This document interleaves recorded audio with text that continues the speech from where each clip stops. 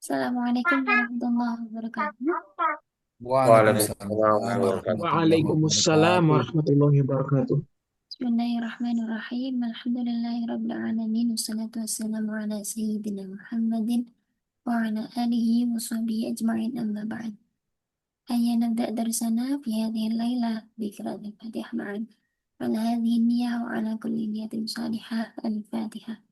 Alhamdulillah. A'udzubillahi minasyaitonir rajim. Bismillahirrahmanirrahim. Bismillahirrahmanirrahim. Alhamdulillah. Iyyaka na'budu wa iyyaka nasta'in. Siratal ladzina an'amta 'alaihim.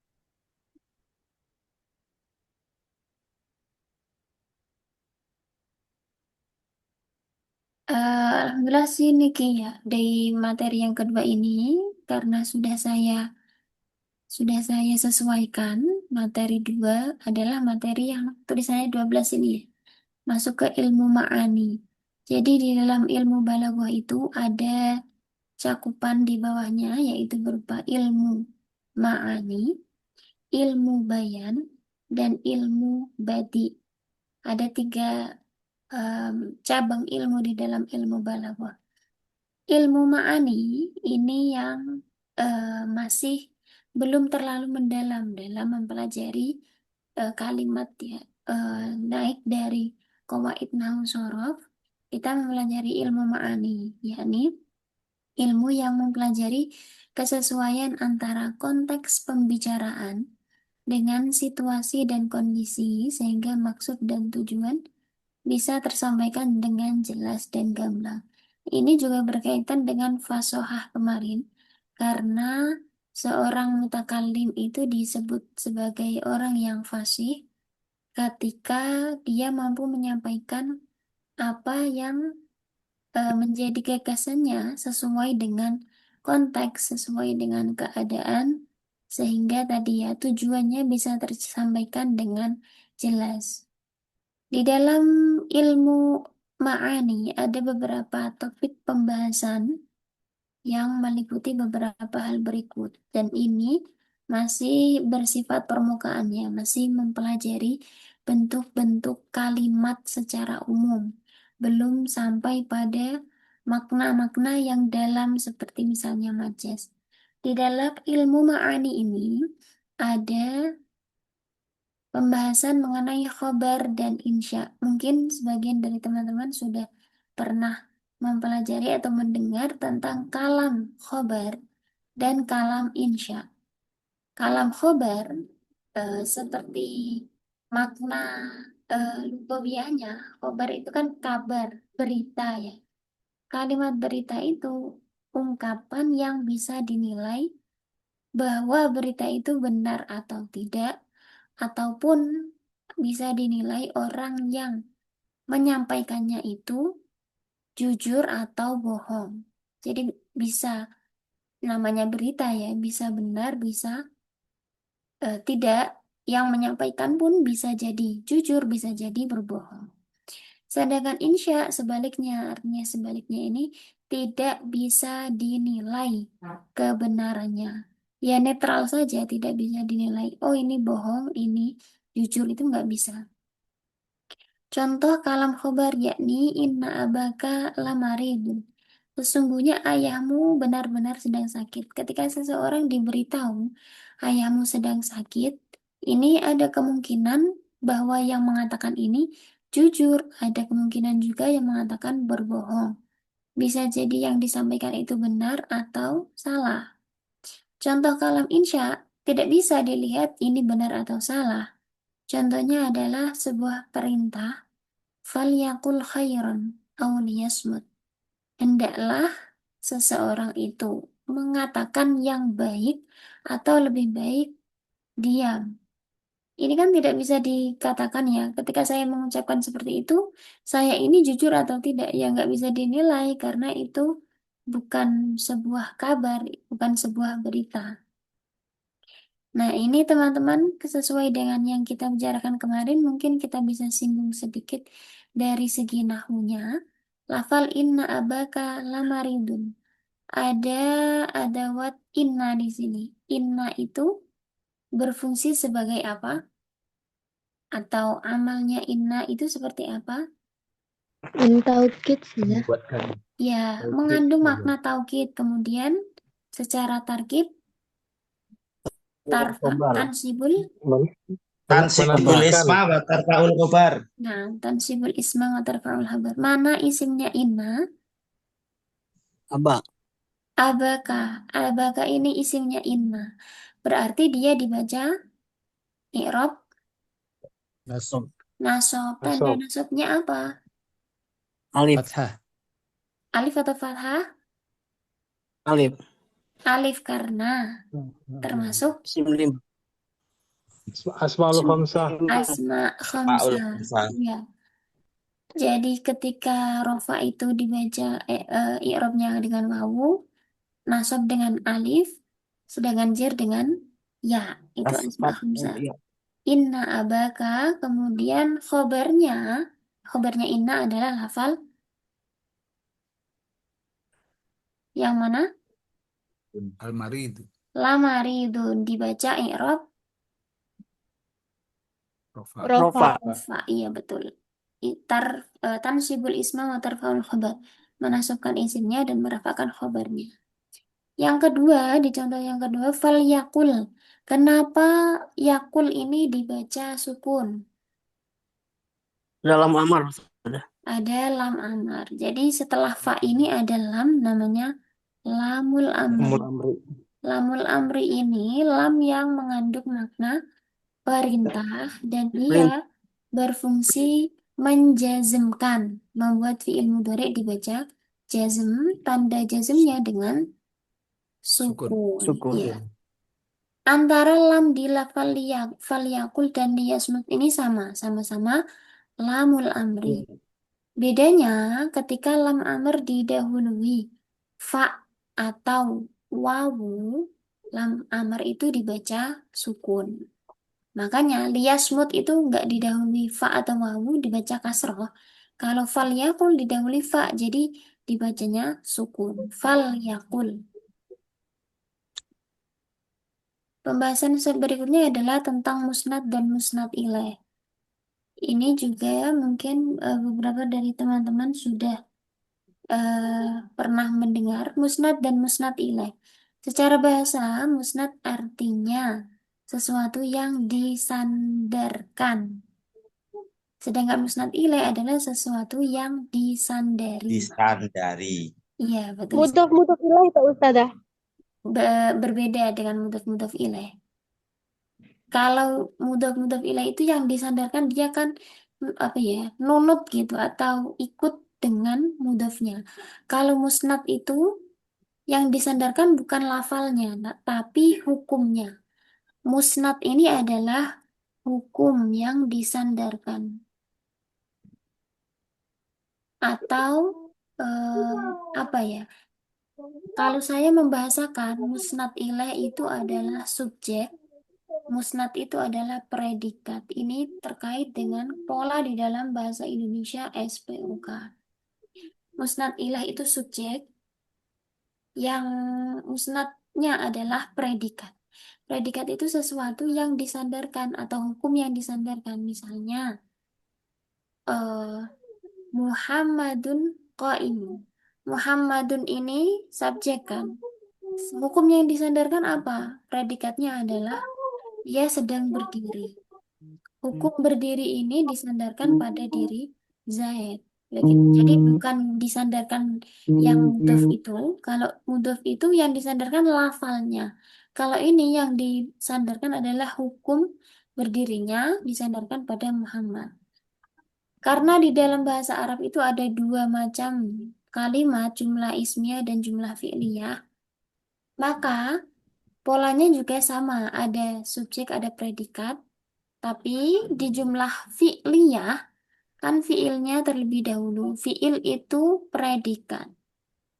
Muhammad atau fa'il itu subjek. Jadi polanya dibalik. Tapi tetap ketika kita mengartikan Muhammadun qaimun, Muhammad berdiri. Dengan qoma Muhammadun juga kita mengartikannya Muhammad berdiri. Karena kita kembalikan pada pola di dalam bahasa Indonesia yaitu SP. Subjek dulu baru predikat. Jadi inti dari sebuah kalimat itu ya memang S dan P minimal ya. Oleh karena itu di bahasa Arab ya eh, ada dua macam jumlah ismiyah minimal terdiri dari mubtada dan khobar dan jumlah fi'liyah yang terdiri dari fi'il dan fa'il. Itu Fa'il. intinya, aslinya begitu ya. Jadi bisa ditarik kesimpulan bahwa musnad itu berupa musnad ada dua macam, setidaknya ada dua macamnya. Mubtada, mubtada dan fa'il, Khobar. Fa'il. bukan khobar ya. Kalau khobar itu masuknya predikat. Mubtada dan fa'il atau naibul fa'il. Naibul fa'il. Karena dia yang menjadi subjek. Jadi musnad itu adalah apa? Subjek ya.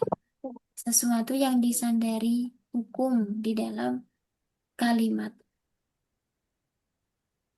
Yang ketiga, ada bentuk kalimat yang terbagi menjadi tiga macam. Ijaz, musawah, dan itnab. Ijaz adalah kalimat yang ringkas. Musawah adalah kalimat yang setara. Setara itu maksudnya makna dan lafalnya memang imbang. Kalau yang tadi kan ringkas itu maknanya banyak tapi diringkas kata-katanya. Sedangkan itnab maknanya ini disampaikan dengan kalimat yang panjang atau bisa sampai bertele-tele ya. Ijaz itu maknanya panjang tapi kalimatnya ringkas. Musawah antara makna dengan kalimat imbang, setara. Sedangkan itnab maknanya ringkas tapi kalimatnya panjang atau bertele-tele. Contoh ijaz ada la ala lahul khalqu wal amru. Ala ingatlah lahul khalqu wal amru. Ada di tangan Allah lah penciptaan dan segala urusan. Kita lihat satu kata saja misalnya di sini al-khalqu artinya apa teman-teman? Penciptaan. Penciptaan. Penciptaan itu kan sesuatu yang kompleks dan prosesnya sangat panjang.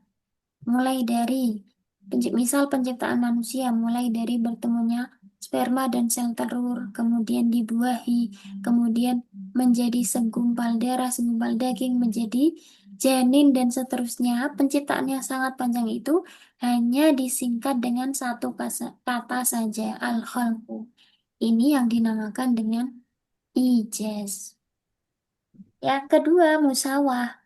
Kalimat dan maknanya setara, tidak dipanjangkan, tidak dipendekkan, tidak dilebih-lebihkan atau diperingkas. Contohnya, man kafara fa'alaihi kufru.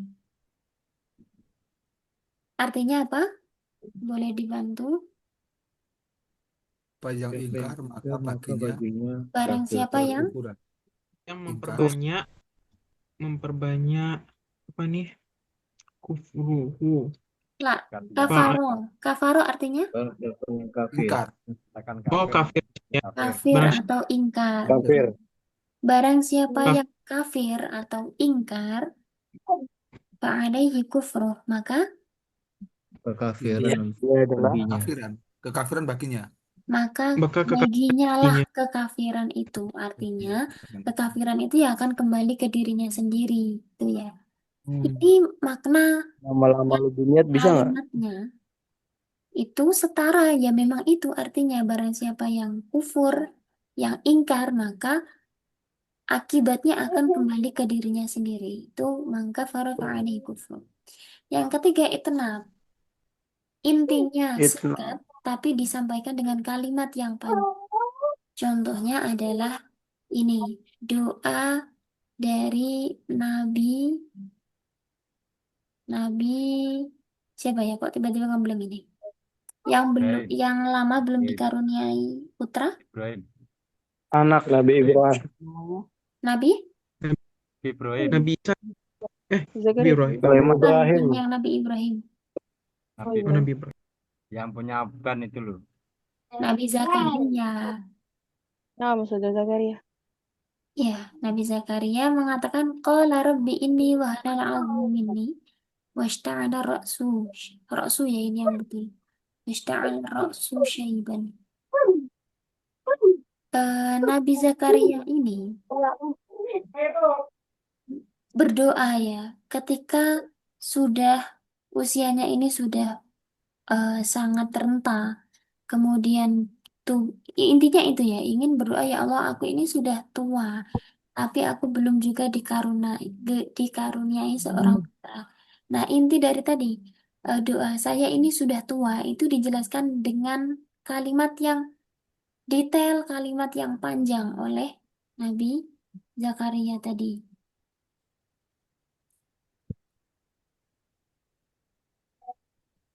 Ini wahanal azmu minni. Sesungguhnya tulangku ini sudah lemah. Itu menandakan apa? Ya menandakan bahwa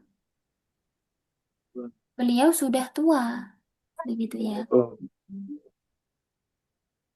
Kemudian washta'ala ra'su syaiba.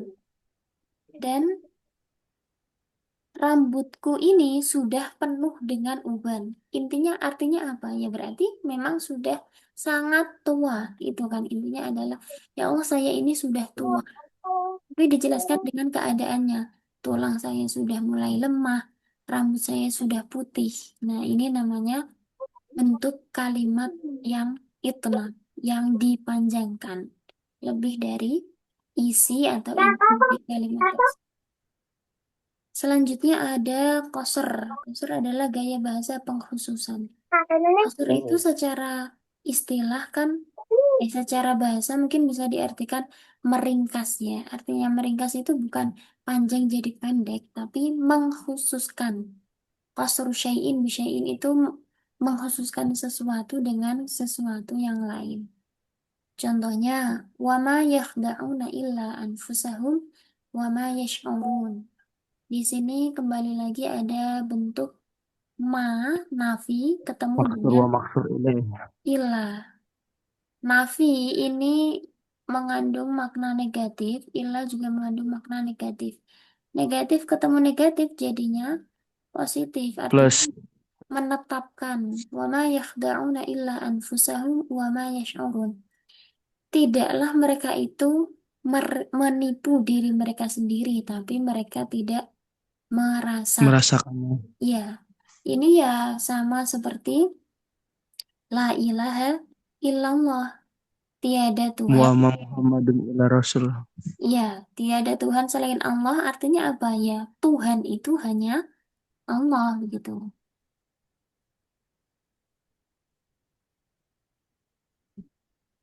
Ya betul-betul. Gas, gas, Itu gas. artinya koser tadi ya.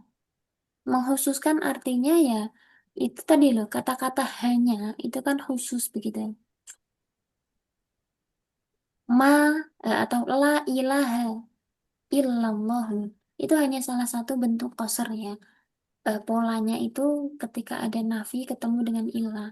Tidak ada Tuhan selain Allah. Artinya Tuhan itu hanya Allah. Kata-kata hanya itu menunjukkan koser. Pengkhususan ketuhanan hanya pada Allah Ta'ala. Yang berikutnya objek kajian di dalam ilmu ma'ani adalah fasal dan wasal. Fasal secara bahasa artinya memisah, sedangkan wasal secara bahasa artinya menyambung, yakni pembahasan mengenai kapan kalimat itu perlu disambung dan kapan perlu dipisah dengan huruf ataf wawu. Ini ada ketentuannya ya, tidak bisa eh, apa namanya kemudian dipisah ataupun disambung, tapi ada konsekuensi maknanya. Contoh fasal yudabbirul amra yufassilul ayati. Ini kan ada dua pola kalimat yang sama. Ini dua kalimat ya. Dua jumlah fi'liyah. Yudabbirul amra dan yufassilul ayati. Ini termasuk yang difasal atau dipisah. Tidak disambung dengan wawu. Kita lihat contoh yang kedua, ada dua kalimat fiil jumlah fi'liyah juga, tapi disambung dengan adanya wawu ataf. Ini nanti masing-masing akan kita bahas lebih detail di pertemuan berikutnya di masing-masing pembahasan. Sampai di sini ada yang ingin disampaikan atau ada yang ingin ditanyakan, boleh? Karena ini ada pertanyaan nih Ustazah. Tafadhal. Yang ini kan, oke. Ini Fana bertanya yang soal tentang khobar dan insya nih. Nah, Sekedar kayak mempertegas ini saja. Berarti kalau khobar ini kan tukusnya kan jauh ke netral ya. Karena dia hanya sebatas kabar dan berita yang belum ditentukan kebenarannya. Kan bisa jadi benar, bisa jadi tidak. Sedangkan kalau insya ini dia lebih ke sudah sesuatu yang sudah ditetapkan berarti ya. Yang tidak berarti dia nggak bisa dibilang benar, nggak bisa dibilang salah. Atau mungkin seperti fakta berarti ya. Atau apakah begitu Ustazah kalau itu insya nih kasusnya? kalau fakta itu justru kan ada dua sisi ya. Fakta dan misal kita anggap hoax atau hoax ya. Kalau Hmm, insya itu tidak bisa dinilai itunya. Karena misal saya mengatakan pergilah, itu saya bohong atau tidak? Kan nggak bisa tidak. dinilai karena saya mengatakan itu ya. Ya intinya saya meminta orang itu untuk pergi kan. Tidak bisa dinilai saya ini bohong atau jujur. Kalau saya mengatakan dia sudah pergi, itu bisa dinilai. Kira-kira saya ini ngomongnya jujur atau tidak, yang saya sampaikan ini benar atau tidak. Jadi, eh, kalau nanti kita lihat macam-macam kalam insya, mungkin bisa lebih jelas ya. Bahwa memang kalimat kalam insya itu benar-benar tidak bisa dinilai benar atau salah. Selain perintah ya, misalnya larangan. Jangan duduk, itu kan nggak bisa dinilai benar atau salah. Yang bisa dinilai ya, kamu, dia sedang duduk di depan rumah. Itu bisa jadi saya bohong. Ternyata dia sedang sedang ada di kamar misalnya. Begitu. Yang insya itu tidak bisa sama sekali dinilai benar atau salah. Kalau Berarti khabar, ya, kalau apa? Nah, pengen. Berarti kalau khobar ini dia sebenarnya kayak mereka kayak khobar dan insya ini sama-sama netral. Tapi kalau khobar dia bisa diartikan, sedangkan yang insya ini betul-betul tidak bisa berarti ya, nggak bisa di apa diasumsikan selayaknya khobarnya berarti ya Ustazah ya. ya Kalau betul seperti sekali. itunya. Tidak bisa Hmm, diasumsikan benar dan salah. Ya ibaratnya tadi kata kuncinya kalau khobar itu berita. Berita itu bisa jadi benar dan bisa jadi salah. Begitu. syukran Ustazah. Atas ini. Apa Syuk- soal akhir?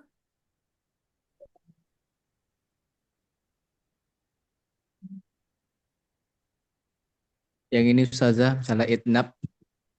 Nah, Nah, kalau kita menjadi seorang guru tuh, kita kalau ingin menjelaskan materi itu bagusnya di itnab Ustazah ya. Kalau di antara tiga tuh mana yang bagus Ustazah? Ijaz, musawah, atau itnab? Sebagai Ustazah sendiri gitu. oke. Jadi kalau itu pun eh, bisa tergantung juga dengan audiensnya. Misalnya di kelas yang expert ya, kita mengatakan Hmm. singkat saja mereka sudah paham. Jadi mungkin musawah itu misalnya kalau ini maka ini itu sudah langsung bisa difahami. Tapi tentunya di dalam pembelajaran itu elaborasi pemberian contoh yang banyak itu memang dianjurkan karena ya proses belajarnya di situ. Jadi mungkin itnab itu lebih sesuai di dalam pembelajaran memang. Karena satu fakta atau satu kaidah, satu rumus misalnya disampaikan kemudian dijelaskan dengan penjelasan yang lebih detail, dilengkapi dengan contoh-contoh yang kaya begitu. Jadi kalau saya sendiri itnab ya. Baik, baik, baik. Masya Allah.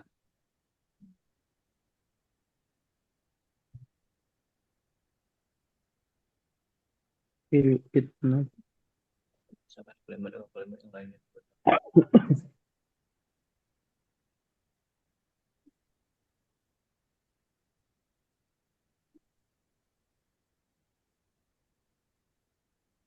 Ada lagi? Untuk musnad dan musnad ilaih itu saja, itu Nah, kita bisa menggunakan fiil mudhari enggak? iya Situ kan bisa. fiil madhi ya. Qoma Muhammadun. Jadi di dalam Kalau jumlah misal ismiyah kita dan membuat jumlah contoh fi'liyah fiil mudhari bisa ya. bisa bisa sekali.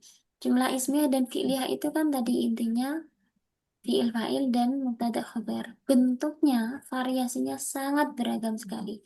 Mau membuat satu kata misalnya qi atau ai, itu kan sudah menjadi jumlah fi'liyah walaupun satu huruf saja ya. Karena sudah ada Amr. fi'il dan fa'il. Ada fi'il Rabi Amr yang dan fa'il. menyimpan fa'il. Jadi lafal qi satu huruf itu sudah berupa jumlah fi'liyah. Bisa berupa fi'il amar berarti, bisa berupa fi'il mudhari, mau fi'il nahi juga bisa. Jumlah ismiyahnya juga sama, misalnya mau berupa mubtada khabar. Mau dimasuki inna deh, itu juga masih termasuk jumlah ismiyah juga. Jadi variatif. Intinya tadi musnad dan musnad ilaih ya di dalam semua bentuk itu intinya ada di musnad dan musnad ilaih. Oleh sandaran dan disandarkan. Kalau ini saja Muhammadun koma, cocok nggak saja?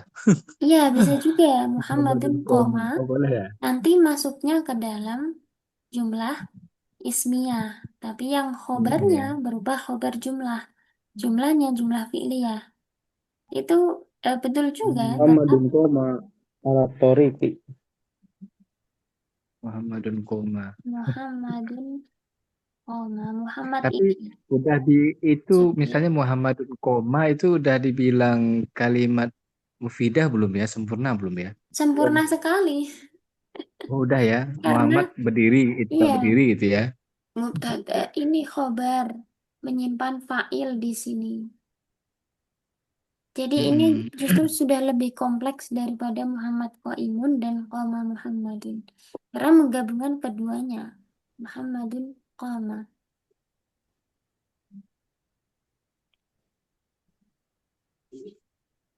Ada lagi?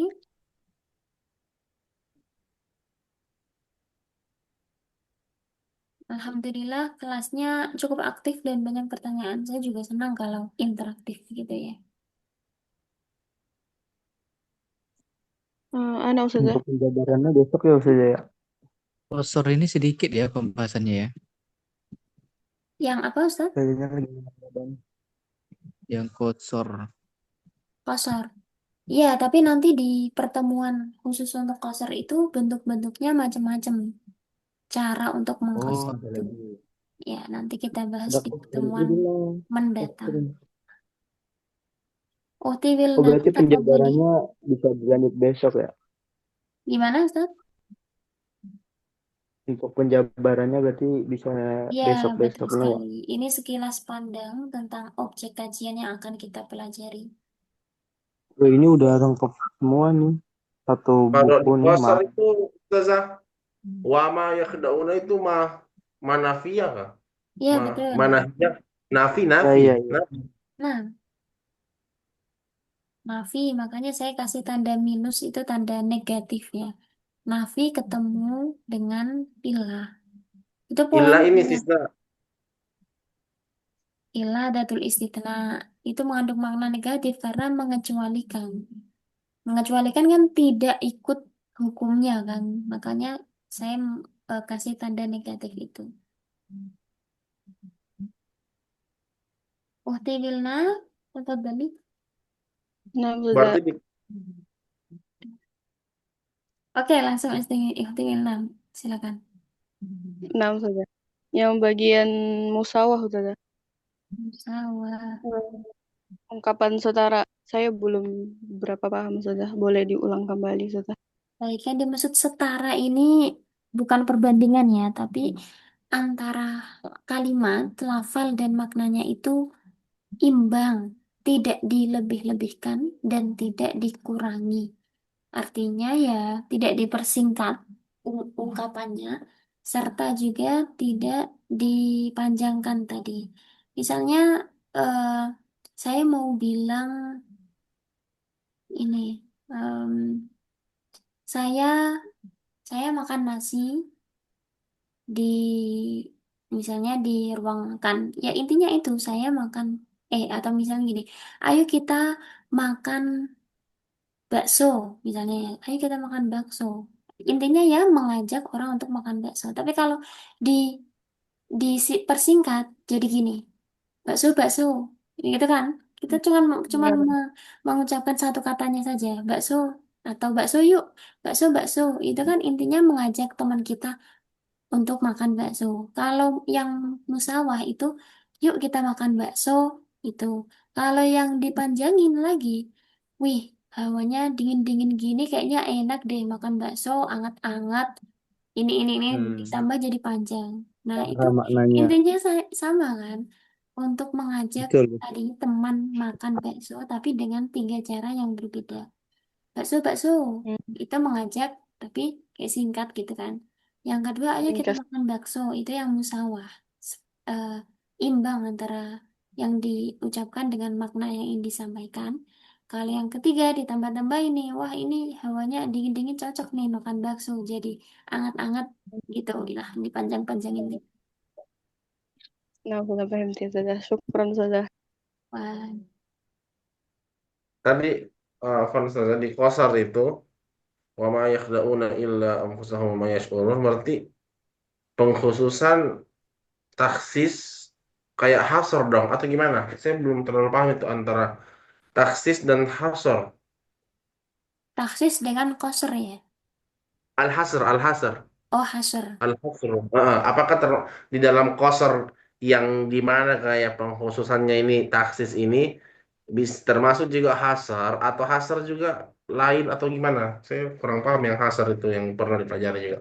Iya, memang lafal hasr dan koser itu terkadang di penggunaannya disamakan ya, hampir seperti sinonim. Hasr juga meringkas, qasr juga meringkas. Terkadang disamakan, tapi kayaknya terkadang juga dibedakan mungkin saya simpan dulu ya, nanti saya pelajari perbedaan qasr dengan hasr. Insya Allah saya sampaikan berikutnya. Karena kalau dilihat dari sisi terjemahan ya, walaupun dalam bahasa Arab kayak kalau hasar kan pakai innama, ini wa ma yahda'una illa. Dia kayak satu tujuan begitu untuk membatasi. Iya, Entah itu pembatasan dan pengkhususan, apakah ada perbedaannya kayak ya nanti semoga dijawab insyaallah. Syukran baik. Ustazah. Hasr dengan qasr ya. Saya simpan terlebih dahulu untuk PR. Hasr dan qasr. Asr. Ada lagi?